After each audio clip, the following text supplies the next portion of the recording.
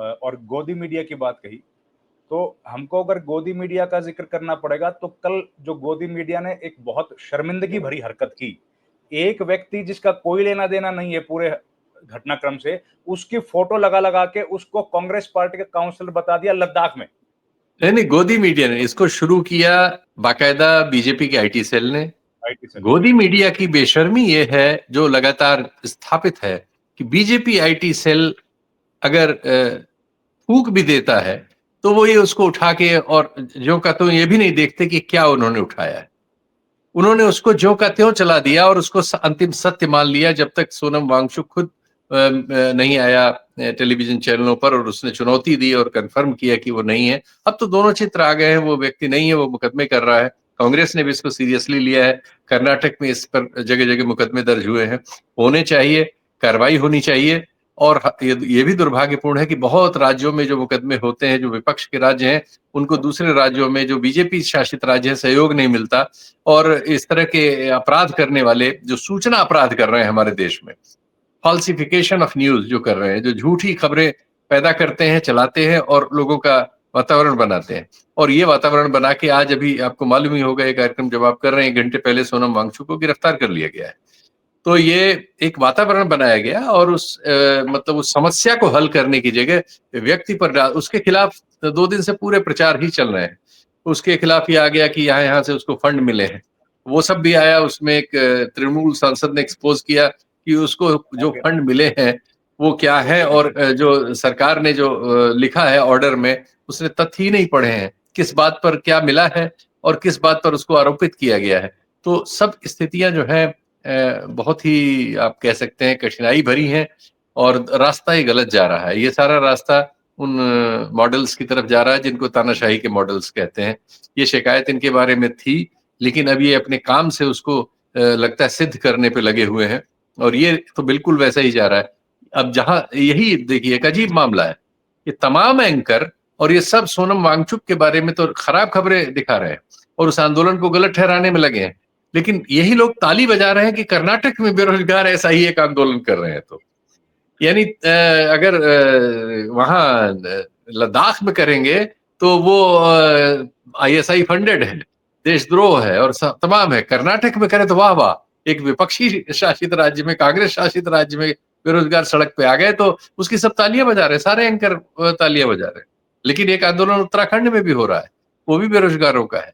ये सब चूंकि बेरोजगारी को तो आपने हल नहीं किया ना, आपने शिक्षा और स्वास्थ्य में तो कोई ऐसा काम किया नहीं जिसको उल्लेखनीय कहा जाए, जिसको कोई नोटिस ले दुनिया में कहीं। आप अपने आप को आप चाहे जो कहते रहिए एक विश्वगुरु हैं और हम फलाना है, हमने ये कर दिया वो कर दिया, लेकिन आपके कोई मॉडल तो होने चाहिए ना। मॉडल क्या है? कोई प्रोडक्ट है, कोई यूनिवर्सिटी बनाई है, कोई शोध किया है, कोई डेवलपमेंट किसी चीज में किया है जो दुनिया में कहीं नहीं है, ऐसा तो कुछ है नहीं। तो सिवाय झूठ के और प्रचार पर बहुत ज्यादा खर्च करके जो मतलब प्रचार के मामले में हमारे सरकार का जो खर्च है वो अमेरिका से टक्कर ले सकता है या हो सकता है उनसे आगे ना हो, क्योंकि जिस स्तर का प्रचार और जितना व्यक्तिवादी है ये प्रचार कि एक व्यक्ति पर ही केंद्रित है, उसी को हर चीज के लिए जिस मामले में वो सफल दिखा सकते हैं सिर्फ सफल दिखाने की कोशिश करते हैं और कोई गड़बड़ी होने पर उसके लिए दोषी ढूंढ के किसी दूसरे पर डालने की कोशिश करते हैं। अधिकतर मामलों में तो किसी विपक्ष वगैरह का कोई मिल जाए या कोई ऐसा मिल जाए जो सरकार के साथ न हो तो उसके सिर पे सारा वो फोड़ देते हैं, जैसा कि लद्दाख के मामले में सोनम वांगचुक के ऊपर किया जा रहा है। सवाल यह है कि आपने 370 में जो वायदे किए, अभी आपने सुप्रीम कोर्ट में 2023 में वायदा किया था राज्य बनाने के मामले में कि जल्दी से जल्दी आप उसे राज्य का दर्जा देंगे, जो बचा खुचा है जैसा भी आपने बांटा मोटा, वो आपने कहाँ किया? आप तो समस्याएं हर जगह गर्म कर रहे हैं ना, धीरे धीरे वो आंच। आपने वहां की लीडरशिप को 5 साल 4 साल से जेल में डाल रखा है, 370 लगाने के बाद ही आपने सबको जेल में डाल दिया था, वो लोग आज भी जेल में है। जेल से एक सांसद है वहां कश्मीर में। तो ये तो सब कुछ अजीब है ना। ये तो डेमोक्रेटिक देशों का संदर्भ नहीं है, ये तो तानाशाहियों के संदर्भ है। अब आप लद्दाख में भी वही कर रहे हैं, जो भी आपने लद्दाख से वायदे किए, चुनावी वायदे किए, घोषणा पत्र में वायदे किए, उनका किसी का आपने पालन नहीं किया। लोगों में कठिनाई है, उत्तेजना है, गुस्सा है। सोनम वांगचुक इस आंदोलन से पहले भी उन्होंने 1 वर्ष पूरा आंदोलन चलाया था, वो दिल्ली तक आए थे। वो तो लोग लगातार गांधीयन तरीके से आपसे संवाद में जाना चाहते थे, आप संवाद भी नहीं करते। आप हर चीज को वहां पहुंचा देते जहां वो हिंसा में बदल जाए, और फिर आप उसको कथित तौर पर ठीक करने के नाम पर तानाशाही अपनी स्थापित कर दें। यही मणिपुर आपने कर रखा है। छोटी छोटी जगहों की समस्याएं हैं ये, आप उनको हल करने में असफल हैं और उनको अंत में हिंसा पर पहुंचा दे रहे हैं, और बाद में हिंसा के नाम पर आप अपने को सही ठहराना और उनको गलत ठहराने पे लग गए। आपके पास एक झूठ बोलने वाला मीडिया है जो आईटी सेल की चीज को जो कहते हो ले लेता है, और उसको कोई शर्म भी नहीं है अपनी गलती पर, वो सुधार भी नहीं करता। सर, सोनम वांगचुक का आंदोलन तो खैर आपने देखा, लेकिन सोनम वांगचुक ने वो सारे काम किए सर जो आपने भी गिनाए। उन्होंने जी रिसर्च किया सर, उन्होंने इनोवेशन किया सर, यूनिवर्सिटी स्थापित की, और उन्होंने उन बच्चों को जो कहीं 10वीं के बाद कहीं जगह नहीं मिलती उनको पढ़ाया सर उसने। और जी आज जी। देखिए उनके साथ क्या हुआ।